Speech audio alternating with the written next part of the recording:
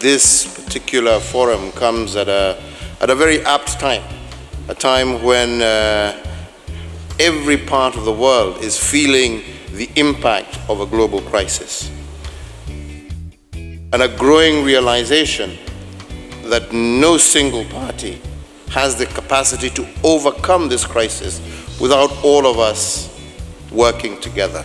I want to agree with the President of Kosovo that this is not really a time for recrimination or pointing fingers.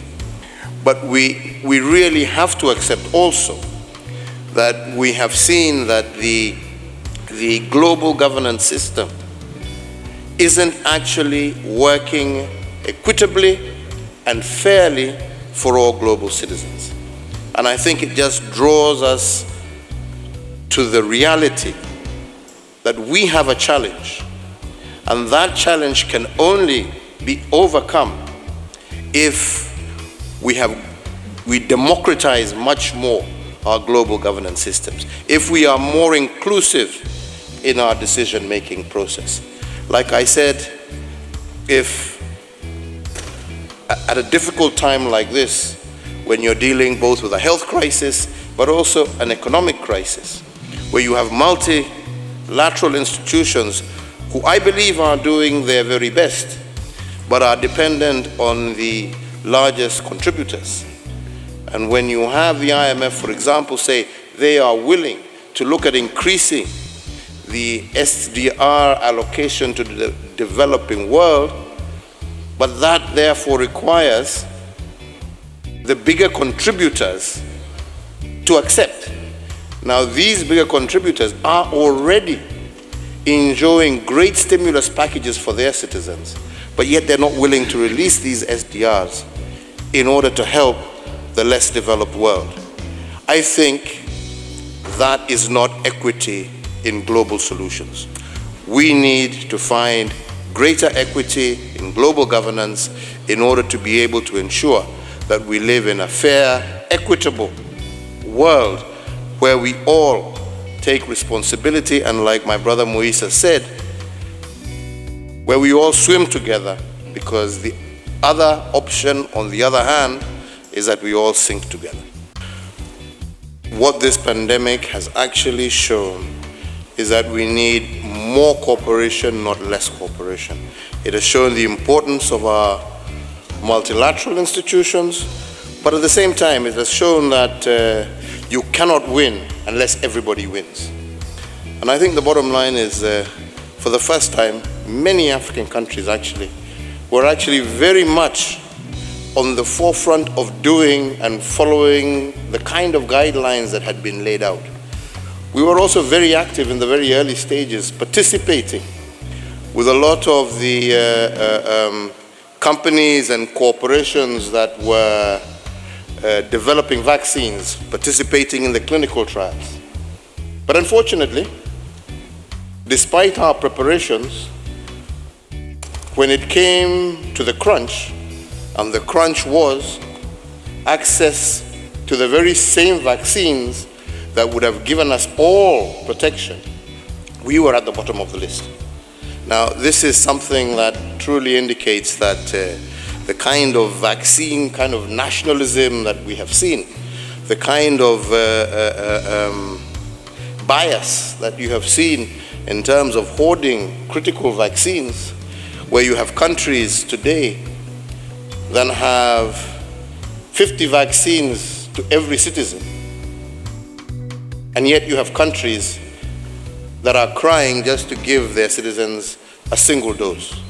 I think this kind of thing actually shows that we really need to deepen cooperation, and not just cooperation in terms of the global financial situation, but in terms of all actions that we take. If it's climate change doesn't affect one country as opposed to another. It affects the globe.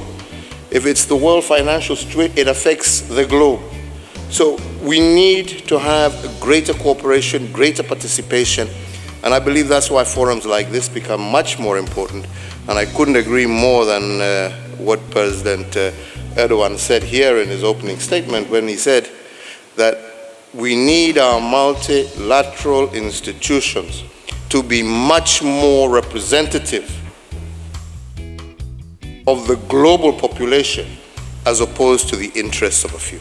We have great possibilities of emerging stronger. But the question is, how will we deepen this cooperation? How will especially the more developed nations respond to this crisis?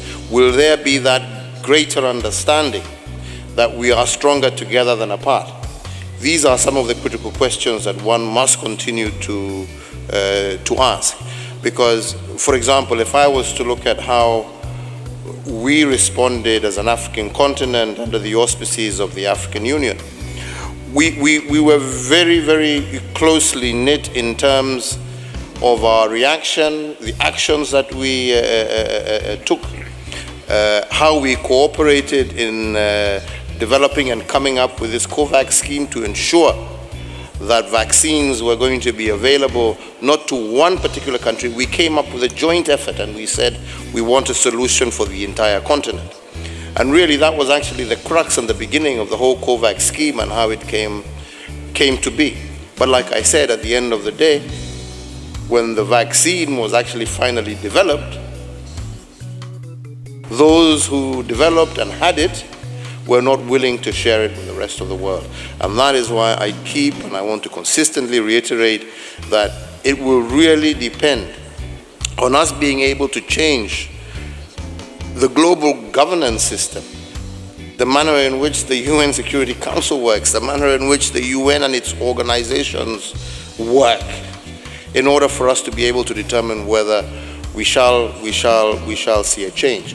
Here we are, struggling on the one hand, not just with the direct problems that have been caused by the virus, but also suffering through with unemployment, many jobs lost because supply chains have been disrupted, a lot of our young people unemployed, but yet at the same time, we are struggling with survival between keeping our people economically stable and floating, and at the same time struggling to pay our debt. Now, when we come across to the World Bank and the IMF, we see great determination on their part, but we still haven't seen the willingness, for example, even in terms of the IMF granting